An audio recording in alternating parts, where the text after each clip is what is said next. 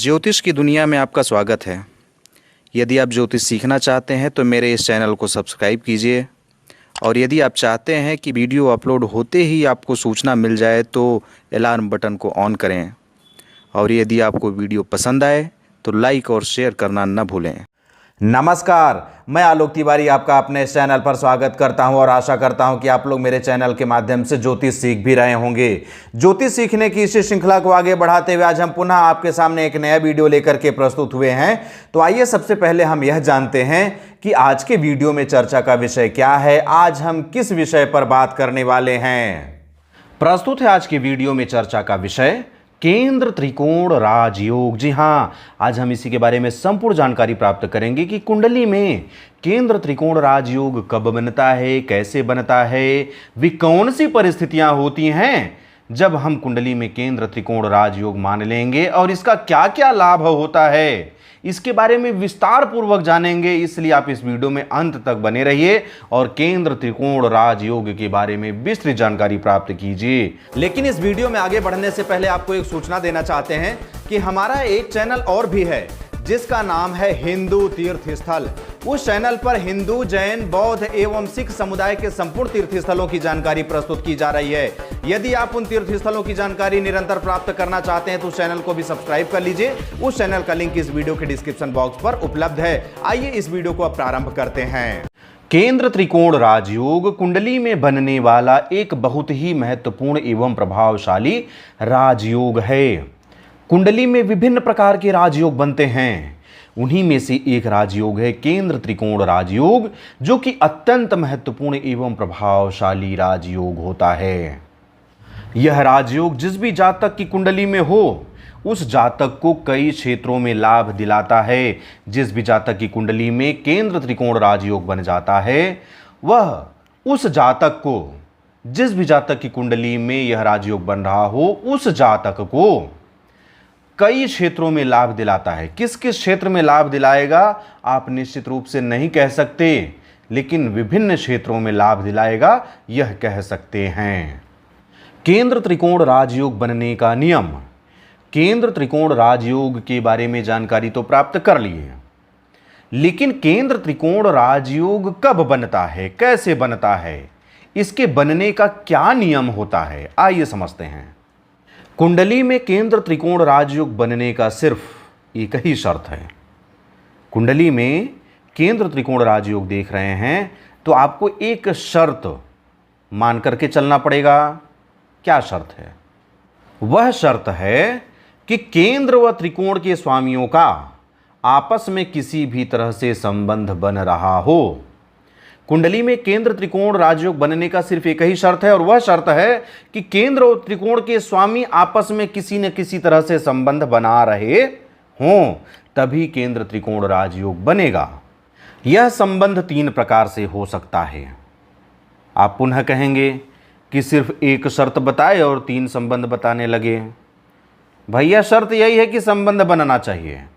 अब संबंध कितने प्रकार से बनेगा वह भी तो जानना होगा। एक ही संबंध को लेकर के चलेंगे तो काम बनने वाला नहीं है। संबंध तीन प्रकार से हो सकता है। पहला है युति संबंध। जब केंद्र व त्रिकोण के स्वामी एक साथ युति में बैठे हों तो केंद्र त्रिकोण राजयोग का निर्माण होता है। कुंडली के किसी भी भाव में केंद्र और त्रिकोण के स्वामी एक साथ युति बना करके बैठ जाएं तो केंद्र त्रिकोण राजयोग का निर्माण हो जाता है। दूसरा है दृष्टि संबंध।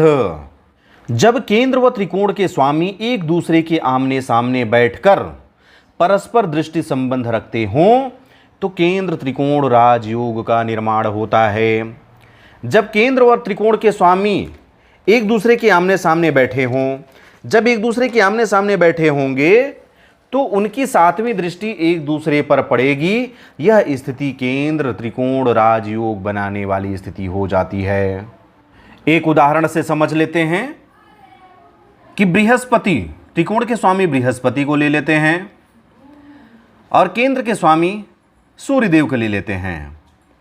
अब क्या होता है कि हम मान लेते हैं कि यहाँ पर बृहस्पति बैठ गए और सूर्यदेव अपने जगह पर ही बैठे हैं, अथवा बृहस्पति यहाँ पर बैठ जाएं और सूर्यदेव यहाँ पर बैठ जाएं तो क्या होगा, यहाँ पर बैठे ग्रह की दृष्टि यहाँ पर और यहाँ पर बैठे ग्रह की दृष्टि यहाँ पर, अर्थात एक दूसरे पर परस्पर दृष्टि पड़ रही है, एक दूसरे पर परस्पर दृष्टि संबंध का सृजन हो रहा है। इस तरह से दृष्टि संबंध के माध्यम से भी केंद्र त्रिकोण राजयोग का सृजन हो जाता है। तीसरा है राशि परिवर्तन। जब केंद्र व त्रिकोण के स्वामी एक दूसरे से राशि परिवर्तन कर रहे हों, अर्थात एक दूसरे के भाव में बैठे हों, तो केंद्र त्रिकोण राजयोग का निर्माण होता है। केंद्र और त्रिकोण के स्वामियों को देखिए, फिर देखिए कहीं भी एक दूसरे के भाव में ट्रांसफर होकर के तो नहीं बैठ गए हैं। यदि यह स्थिति है तो यह स्थिति भी केंद्र त्रिकोण राजयोग बनाती है। पुनः एक उदाहरण से समझते हैं। अब यहां पर ले लेते हैं फिर से 8 नंबर और 4 नंबर, यह केंद्र यह त्रिकोण। 8 नंबर मंगल की राशि, 4 नंबर चंद्रमा की राशि। यदि चंद्रमा यहाँ आकर के बैठ जाएं और मंगल यहाँ आकर के बैठ जाएं तो राशि परिवर्तन हो गया। यहाँ पर 2 राजयोग बना, केंद्र त्रिकोण तो बना ही बना, साथ में राशि परिवर्तन राजयोग भी बना। यही बात यहाँ पर कही जा रही है कि राशि परिवर्तन संबंध से भी केंद्र त्रिकोण राजयोग का निर्माण हो जाता है। केंद्र त्रिकोण राजयोग की प्रबलता। अभी यह तो जानकारी प्राप्त कर लिए कि केंद्र त्रिकोण राजयोग कब बनता है, कुंडली में किस स्थिति को हम केंद्र त्रिकोण राजयोग कहेंगे, लेकिन केंद्र त्रिकोण राजयोग की प्रबलता कब अधिक होती है। कुंडली में केंद्र और त्रिकोण के स्वामियों के परस्पर संबंध से केंद्र त्रिकोण राजयोग बनता है और इनकी कुछ विशेष परिस्थितियों में जीवन पर इस राजयोग का प्रबल एवं पूर्ण परिणाम प्राप्त होता है। कुंडली में केंद्र और त्रिकोण के स्वामियों के परस्पर संबंध से केंद्र त्रिकोण राजयोग तो बन जाता है, लेकिन कभी कभी कुछ ऐसी परिस्थितियां आ जाती हैं जब इस राजयोग का बहुत अधिक परिणाम प्राप्त होने लगता है। वे कौन सी परिस्थितियां होती हैं? ग्रह उच्च राशिस्थ हों। जिन ग्रहों के परस्पर संबंध से केंद्र त्रिकोण राजयोग का निर्माण हो रहा हो, पहले देखिए कि किन किन ग्रहों के परस्पर संबंध से केंद्र त्रिकोण राजयोग का निर्माण हो रहा है। उनमें से कोई एक अथवा दोनों ग्रह उच्च राशिस्थ हों तो भी ग्रह पूर्ण फलदायक होते हैं। जिन जिन ग्रहों के परस्पर संबंध से केंद्र त्रिकोण राजयोग का निर्माण हो रहा है, वे कोई एक अथवा दोनों ही ग्रह उच्च राशिस्थ हो जाएं तो वे ग्रह पूर्ण फलदायक होते हैं और इस राजयोग का पूर्ण एवं प्रबलता से परिणाम प्राप्त होता है। ग्रहों की डिग्री प्रबल हो, अंशात्मक रूप से ग्रह प्रबल हों। जिन ग्रहों के परस्पर संबंध से केंद्र त्रिकोण राजयोग का निर्माण हो रहा हो, उन दोनों ग्रहों की डिग्री अच्छी हो तो वे पूर्ण फलदायक होते हैं। जिन जिन ग्रहों के परस्पर संबंध से केंद्र त्रिकोण राजयोग का निर्धारण हो रहा है, वे दोनों ग्रह अंशात्मक रूप से प्रबल हो, अर्थात उन दोनों ग्रहों की डिग्री अच्छी हो तो वे ग्रह पूर्ण फलदायक होते हैं। जब वे पूर्ण फलदायक होते हैं तो इस राजयोग अर्थात केंद्र त्रिकोण राजयोग का भी पूर्ण एवं प्रबलता से परिणाम प्राप्त होता है। तीसरा है ग्रह मित्र राशिस्थ हों। जिन ग्रहों के परस्पर संबंध से केंद्र त्रिकोण राजयोग का निर्माण हो रहा है, यदि वे ग्रह मित्र राशिस्थ हों तो वे ग्रह पूर्ण फलदायक होते हैं, क्योंकि मित्र राशि में बैठे हैं। मित्र राशि में बैठे हैं तो उन्हें कोई डर नहीं है, कोई चिंता नहीं है, वे पूर्ण रूप से अपना काम कर सकते हैं, क्योंकि मित्र राशि में बैठ करके कभी उन्हें कोई टेंशन होता ही नहीं है कि कोई रोक टोक करने वाला है। वे पूर्ण फलदायक होंगे। जब वे पूर्ण फलदायक होंगे तो इस राजयोग का भी पूर्ण एवं प्रबलता से परिणाम प्राप्त होगा। अगला है ग्रह मित्र नक्षत्र में हों। जिन ग्रहों के परस्पर संबंध से केंद्र त्रिकोण राजयोग का निर्माण हो रहा है, वे ग्रह मित्र नक्षत्र की राशि में हों तो वे ग्रह पूर्ण फलदायक होते हैं। जिन जिन ग्रहों के परस्पर संबंध से केंद्र त्रिकोण राजयोग का सृजन हो रहा हो, वे ग्रह मित्र नक्षत्र की राशि में बैठे हों तो वे पूर्ण फलदायी होते हैं। जब वे पूर्ण फलदायी होते हैं तो केंद्र त्रिकोण राजयोग का भी पूर्ण फल प्राप्त होगा, प्रबलता से परिणाम प्राप्त होगा। केंद्र त्रिकोण राजयोग पूर्ण प्रभावी कब होता है? केंद्र त्रिकोण राजयोग की प्रबलता के बारे में जानकारी तो प्राप्त हो गई, लेकिन यह पूर्ण रूप से कब प्रभावी होता है? जिन ग्रहों के परस्पर संबंध से केंद्र त्रिकोण राजयोग का निर्माण हो रहा हो, तो जब भी उन ग्रहों की दशाएं आती हैं उस समय इस राजयोग का पूर्ण लाभ प्राप्त होता है। सबसे पहले देखिए कि किन किन ग्रहों के संबंध से केंद्र त्रिकोण राजयोग का सृजन हो रहा है। जिन भी ग्रहों के परस्पर संबंध से केंद्र त्रिकोण राजयोग बन रहा है, जब भी उन ग्रहों की दशाएं आएंगी उस कालखंड में इस राजयोग का अर्थात केंद्र त्रिकोण राजयोग का पूर्ण लाभ प्राप्त होगा। उस समय इसकी प्रबलता बढ़ जाएगी। केंद्र त्रिकोण राजयोग भंग, यदि आपकी कुंडली में केंद्र त्रिकोण के स्वामियों का परस्पर संबंध बन रहा हो, आपको लग रहा हो कि केंद्र त्रिकोण राजयोग बन रहा है, लेकिन उसका कोई भी लाभ जीवन पर दिखाई नहीं दे रहा है, हो सकता है कि केंद्र त्रिकोण राजयोग आपकी कुंडली में भंग हो गया हो। लेकिन कैसे भंग होता है, आइए देखते हैं। कुंडली में केंद्र और त्रिकोण के स्वामियों के परस्पर संबंध से केंद्र त्रिकोण राजयोग बनता प्रतीत होता है, लेकिन कुछ स्थितियों में दिखाई देते हुए भी प्रभावहीन होता है और इसका परिणाम जातक के जीवन पर प्रलक्षित नहीं होता है, अर्थात केंद्र त्रिकोण राजयोग भंग हो जाता है। क्यों भंग होता है? सूर्य से अस्त हों, जिन ग्रहों के परस्पर संबंध से केंद्र त्रिकोण राजयोग का निर्माण हो रहा है, उनमें से कोई एक अथवा दोनों ग्रह सूर्य से अस्त हो जाएं तो वे अस्तित्वहीन हो जाएंगे। कुंडली में जब भी कोई ग्रह सूर्य से अस्त हो जाता है तो वह समझिए कुंडली से गायब ही हो जाता है, अस्तित्वहीन हो जाता है। यदि वह ग्रह कुंडली से गायब हो जाए, अस्तित्वहीन हो जाए, तो उसका कोई भी लाभ जीवन पर दिखाई नहीं देता है। ऐसी स्थिति में केंद्र त्रिकोण राजयोग भंग हो जाएगा। क्यों भंग होगा? केंद्र त्रिकोण राजयोग केंद्र और त्रिकोण के स्वामियों के परस्पर संबंध से बनता है, अर्थात केंद्र और त्रिकोण के स्वामी जो एक दूसरे से संबंध बना रहे हैं, वे दोनों प्रबल होने चाहिए, तभी इसका लाभ मिलेगा।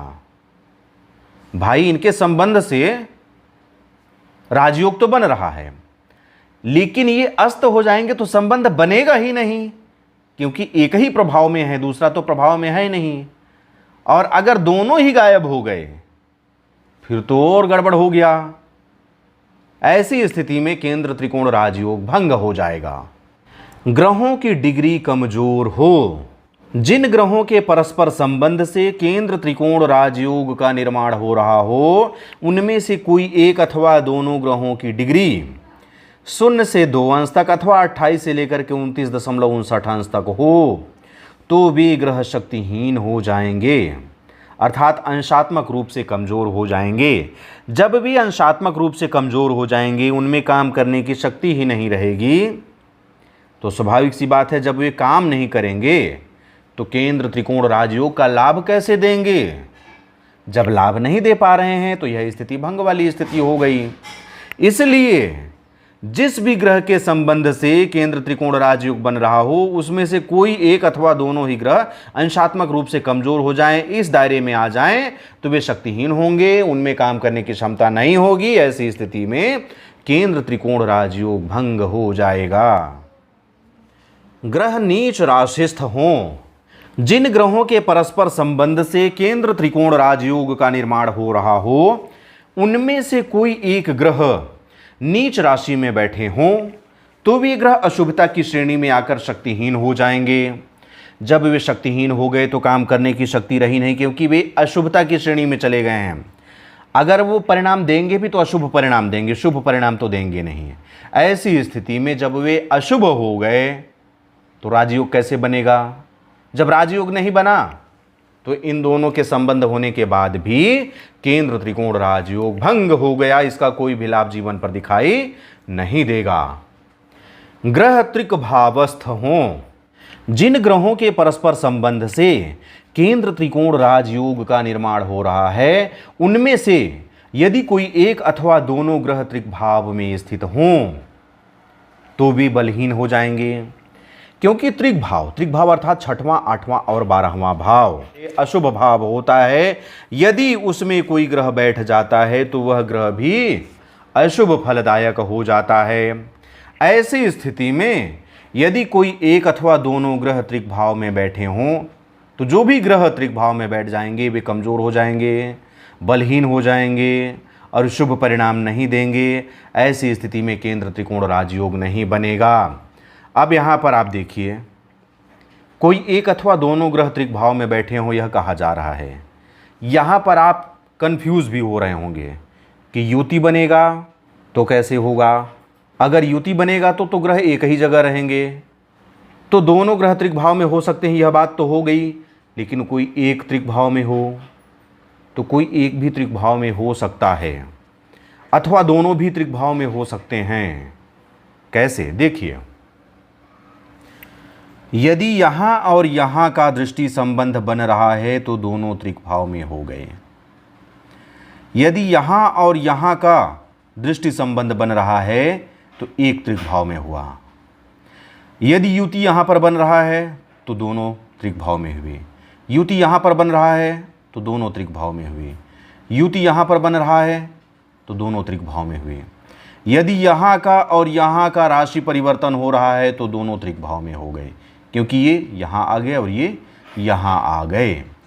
लेकिन आपको एक बात बता दें कि यदि यहाँ के स्वामी यहाँ बैठ जाएं और यहाँ के स्वामी यहाँ बैठ जाएं तो केंद्र त्रिकोण राजयोग तो भंग हो जाएगा, लेकिन विपरीत राजयोग बन जाएगा। यह दूसरा लाभ होगा। ग्रह शत्रु नक्षत्र में हों, जिन ग्रहों के परस्पर संबंध से केंद्र त्रिकोण राजयोग का निर्माण हो रहा है उनमें से यदि कोई एक अथवा दोनों ग्रह शत्रु ग्रह के नक्षत्र में हों तो वे निर्बल हो जाते हैं, परिणाम देने की क्षमता कम हो जाती है। ऐसी स्थिति में भी केंद्र त्रिकोण राजयोग भंग हो जाता है, उसका समुचित लाभ जीवन पर दिखाई नहीं देता है। लग्न या लग्नेश दोष, यदि कुंडली में लग्न अथवा लग्नेश दोष बन रहा हो तो ऐसी स्थिति में इस राजयोग का प्रभाव कम हो जाएगा अथवा भंग हो जाएगा। जब भी कुंडली में लग्न अथवा लग्नेश दोष बनता है तो कुंडली में बनने वाले सभी राजयोग शिथिल हो जाते हैं, उनका प्रभाव कम हो जाता है। जब प्रभाव कम हो जाता है, जब वे शिथिल हो जाते हैं, तो यह स्थिति केंद्र त्रिकोण राजयोग भंग होने वाली स्थिति बन जाती है। केंद्र त्रिकोण राजयोग को प्रबल कैसे करें? यदि आपकी कुंडली में केंद्र त्रिकोण राजयोग बन रहा है लेकिन किसी कारणवश वह भंग हो रहा है, उसे कुछ प्रबलता दे करके इसका कुछ हद तक लाभ लिया जा सकता है। जिन ग्रहों के परस्पर संबंध से केंद्र त्रिकोण राजयोग का निर्माण हो रहा है, यदि उनमें से कोई ग्रह कमजोर या सूर्य से अस्त हों तो उन्हें प्रबल करके लाभ प्राप्त कर सकते हैं। केंद्र त्रिकोण राजयोग बन रहा हो, भंग हो रहा हो, लेकिन कुछ विशेष परिस्थितियां ही हैं जिन परिस्थितियों में ग्रह को प्रबल करके लाभ प्राप्त कर सकते हैं। कब? जब ग्रह शुभ स्थिति में होकर कमजोर हों अथवा शुभ स्थिति में होकर के सूर्य से अस्त हों, तभी उन्हें प्रबल करके लाभ प्राप्त कर सकते हैं। यदि त्रिभाव में कोई ग्रह बैठ गया हो और केंद्र त्रिकोण जैसी स्थिति बन रही हो और केंद्र त्रिकोण राजयोग बनने वाली स्थिति दिखाई दे रही हो तो यहाँ पर ग्रहों को प्रबल करने से भी कोई लाभ प्राप्त नहीं होने वाला है, क्योंकि त्रिक भाव पर कोई भी राजयोग बनता ही नहीं है। ऐसी स्थिति में रत्न, रुद्राक्ष एवं बीज मंत्रों के माध्यम से ग्रहों को प्रबल किया जा सकता है। बीज मंत्र, कमजोर ग्रहों के बीज मंत्र का जाप करें। यदि कोई ग्रह कमजोर हो गया हो अथवा सूर्य से अस्त हो गया हो, सूर्य से अस्त भी है तो वह कमजोर ही कहलाएगा, तो कमजोर ग्रह अथवा सूर्य से अस्त ग्रह के बीज मंत्र का जाप कीजिए। जो ग्रह अंशात्मक रूप से कमजोर हो, सूर्य से अस्त हो और केंद्र त्रिकोण राजयोग का पूर्ण लाभ नहीं दे पा रहा हो, उस ग्रह के बीज मंत्र का जाप कीजिए। कमजोर योग कारक ग्रहों का रत्न धारण करें। कोई ग्रह कमजोर हो, सूर्य से अस्त हो, लेकिन योग कारक हो, कुंडली में मारक की स्थिति में न हो अथवा वह किसी त्रिक भाव का भी स्वामी न हो, ऐसी स्थिति में उस ग्रह का रत्न धारण करें। रुद्राक्ष, कमजोर ग्रहों का रुद्राक्ष धारण करें। जो भी ग्रह कमजोर हों, सूर्य से अस्त हों, लाभ नहीं दे पा रहे हों, तो उन ग्रह से संबंधित रुद्राक्ष धारण करके उसका लाभ प्राप्त कर सकते हैं। विशेष, इन उपायों में से कुछ विशेष बातों को ध्यान में रखना होगा कि मारक ग्रह या त्रिकभावस्थ ग्रह का रत्न धारण ना करें। कभी भी मारक ग्रह या त्रिकभावस्थ ग्रह अथवा त्रिकभाव के स्वामी ग्रह का रत्न धारण नहीं किया जाता है, वह हानिकारक होता है। लेकिन रुद्राक्ष किसी भी ग्रह का धारण किया जा सकता है, चाहे ग्रह किसी भी स्थिति में हो, प्रत्येक ग्रह का रुद्राक्ष धारण किया जा सकता है। रुद्राक्ष धारण करने का कोई भी दुष्प्रभाव जीवन पर नहीं आता है, लेकिन यदि आप गलत रत्न धारण कर लिए तो उसका दुष्प्रभाव आपको देखने को अवश्य मिलेगा। शुक्रदेव शनिदेव के लिए विशेष नियम, क्या क्या नियम है देखते हैं। वृष और तुला लग्न की कुंडली में शनिदेव केंद्र एवं त्रिकोण दोनों के स्वामी हैं। फलस्वरूप इन दोनों कुंडलियों में शनिदेव के द्वारा केंद्र त्रिकोण राजयोग नहीं बनेगा। आइए प्रैक्टिकल देख लेते हैं। आपके सामने वृष और तुला दोनों लग्न की कुंडलियां हैं। अब आप यहां पर देखिए वृष लग्न को पहले, केंद्र और त्रिकोण, कुंभ और मकर, त्रिकोण में मकर, केंद्र में कुंभ, दोनों ही शनि की राशियां हैं। जब दोनों ही शनि की राशियां हैं तो कैसे केंद्र त्रिकोण राजयोग बन पाएगा भाई? अगर यहां पर बैठे तो अकेले ही बैठेंगे, यहां पर बैठे तो अकेले ही बैठेंगे। तो ऐसी स्थिति में वृष लग्न की कुंडली में शनि के माध्यम से केंद्र त्रिकोण राजयोग नहीं बनेगा। अब तुला लग्न की कुंडली में चलते हैं। तुला लग्न की कुंडली में भी देखिए यहां और यहां केंद्र और त्रिकोण, त्रिकोण में 11 नंबर, केंद्र में 10 नंबर, मकर और कुंभ। यहाँ भी वही स्थिति हो गई कि दोनों के स्वामी शनिदेव ही हो गए। अगर शनिदेव यहाँ पर बैठते हैं तो एक ही जगह बैठे, यहाँ पर बैठे तो यहीं पर बैठे। इनमें यह भी स्थिति नहीं है कि कहीं पर से दृष्टि संबंध बने, यह भी स्थिति नहीं है कि राशि परिवर्तन हो। भाई दोनों स्थानों के स्वामी शनिदेव हैं, अगर बैठेंगे तो यहाँ बैठेंगे अथवा यहाँ बैठेंगे तो राशि परिवर्तन वाली स्थिति भी नहीं आएगी। इसलिए तुला लग्न की कुंडली में भी शनिदेव के माध्यम से केंद्र त्रिकोण राजयोग नहीं बनेगा। मकर एवं कुंभ लग्न की कुंडली में शुक्रदेव केंद्र एवं त्रिकोण के स्वामी हैं। फलस्वरूप इन दोनों कुंडलियों में शुक्रदेव के द्वारा केंद्र त्रिकोण राजयोग नहीं बनेगा। आइए इसे भी प्रैक्टिकल देखते हैं। पहले मकर लग्न की कुंडली में देखते हैं। मकर लग्न की कुंडली में आप देखिए क्या कहा जा रहा है कि मकर एवं कुंभ लग्न की कुंडली में शुक्रदेव केंद्र एवं त्रिकोण के स्वामी हैं। मकर लग्न की कुंडली में देखिए 2 नंबर 7 नंबर वृष और तुला, यह है त्रिकोण, यह है केंद्र। केंद्र त्रिकोण दोनों के स्वामी शुक्रदेव हैं। जब दोनों के स्वामी शुक्रदेव हैं तो इनका न तो युति ही बनाते बनेगा, न तो राशि परिवर्तन ही हो पाएगा, न तो ये दृष्टि संबंध ही दे पाएंगे, क्योंकि अकेले हैं भाई। कैसे युति बनाएंगे, कैसे दृष्टि संबंध देंगे? वही हाल यहाँ भी है। देखिए कुंभ में आए तो 7-2, वृष राशि केंद्र में है, तुला राशि त्रिकोण में है। वही परिस्थिति यहाँ भी उत्पन्न हो गई कि ये दोनों तो एक ही हैं। तो शुक्र के माध्यम से न तो मकर लग्न की कुंडली में और ना ही कुंभ लग्न की कुंडली में केंद्र त्रिकोण राजयोग बनेगा। यदि मकर लग्न की कुंडली है, कुंभ लग्न की कुंडली है, तो शुक्रदेव के माध्यम से कभी भी केंद्र त्रिकोण राजयोग नहीं बनेगा। यह ध्यान रखने वाली बात है। इस तरह से इस वीडियो के माध्यम से आपके सामने केंद्र त्रिकोण राजयोग के बारे में विस्तृत जानकारी प्रस्तुत की गई। मैं आशा करता हूं कि इस जानकारी से आप अवश्य लाभान्वित हुए होंगे। साथ ही साथ आपसे अनुरोध है कि इस वीडियो को सभी ज्योतिष प्रेमियों तक पहुंचाइए, जिससे कि केंद्र त्रिकोण राजयोग के बारे में सभी लोगों को जानकारी प्राप्त हो सके। जिन्हें जानकारी है उनका रिवीजन हो जाए, जिन्हें जानकारी नहीं है उन्हें जानकारी प्राप्त हो सके। अब अंत में अपने चैनल के पुराने दर्शकों को बहुत बहुत धन्यवाद ज्ञापित करते हुए नए दर्शकों से अनुरोध करता हूं कि आप हमारा चैनल सब्सक्राइब करके घंटी का बटन भी ऑन कर लीजिए, जिससे कि जब भी हमारे चैनल पर कोई भी ज्ञानवर्धक जानकारी अपलोड कराई जाए तो सबसे पहले सूचना आपको ही प्राप्त हो और आप उस सूचना से, उस जानकारी से अवगत हो सकें। अब मुझे आगे दीजिए, मिलते हैं अगले वीडियो पर किसी नए ज्योतिषी कक्षा के साथ। तब तक के लिए जय हिंद, जय भारत, बम बम भोलेनाथ की जय। जय गुरुदेव।